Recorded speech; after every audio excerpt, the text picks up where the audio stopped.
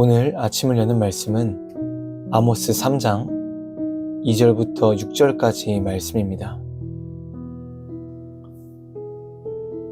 내가 땅의 모든 족속 가운데 너희만을 알았나니 그러므로 내가 너희 모든 죄악을 너희에게 보응하리라 하셨나니 두 사람이 뜻이 같지 않은데 어찌 동행하겠으며 사자가 움킨 것이 없는데 어찌 수풀에서 부르짖겠으며 젊은 사자가 잡은 것이 없는데 어찌 굴에서 소리를 내겠느냐. 덫을 땅에 놓지 않았는데 새가 어찌 거기 치이겠으며 잡힌 것이 없는데 덫이 어찌 땅에서 튀겠느냐. 성읍에서 나팔이 울리는데 백성이 어찌 두려워하지 아니하겠으며 여호와의 행하심이 없는데 재앙이 어찌 성읍에 임하겠느냐. 아모스는 북이스라엘의 왕 여로보암 2세 때의 선지자입니다. 그런데 아모스가 사는 지역이나 그의 직업을 보면 북이스라엘 여로보암 2세 이 두 가지의 요소와는 전혀 관련이 없어 보입니다.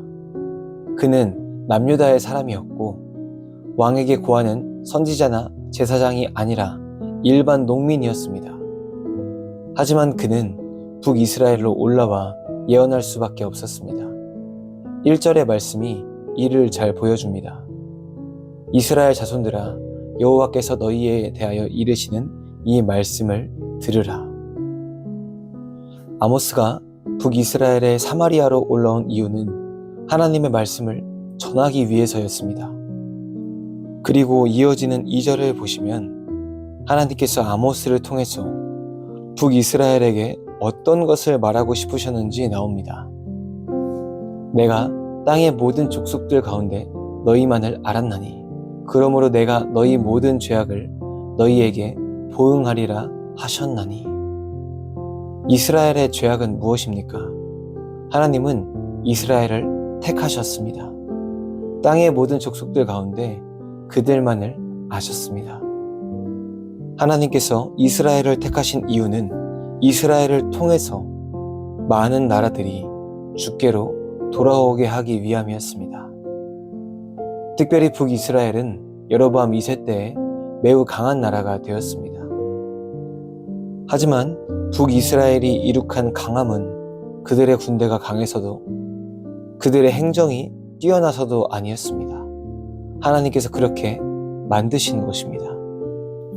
하나님께서 북이스라엘에게 힘을 주신 것은 그들이 하나님께 받은 사명을 깨닫고 사명을 잘 완수할 수 있도록 도우시기 위함이었습니다.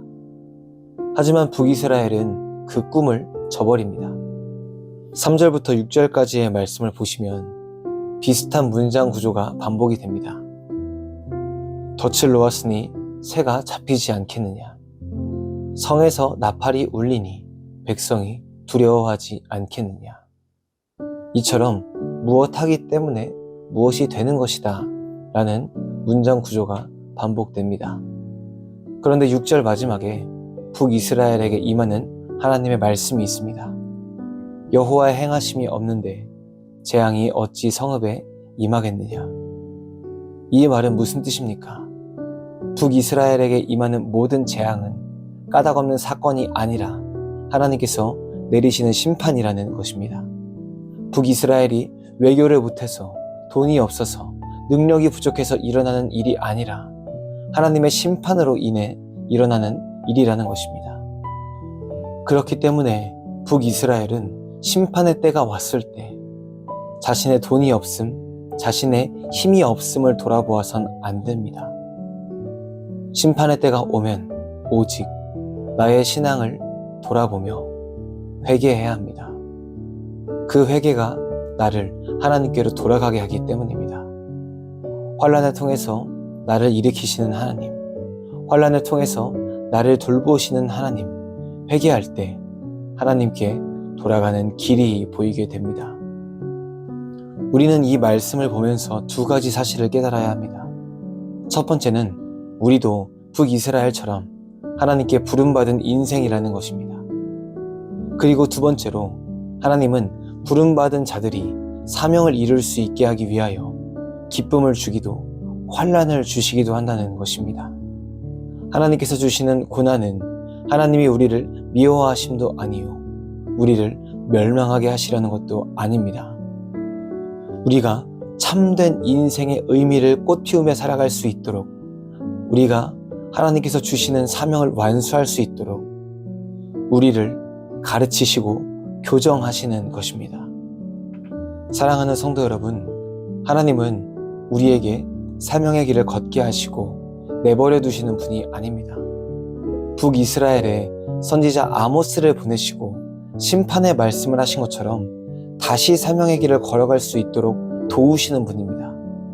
그렇기 때문에 우리는 삶의 모든 사건들을 마주할 때마다 우리의 사명이 무엇인지 돌아보아야 합니다.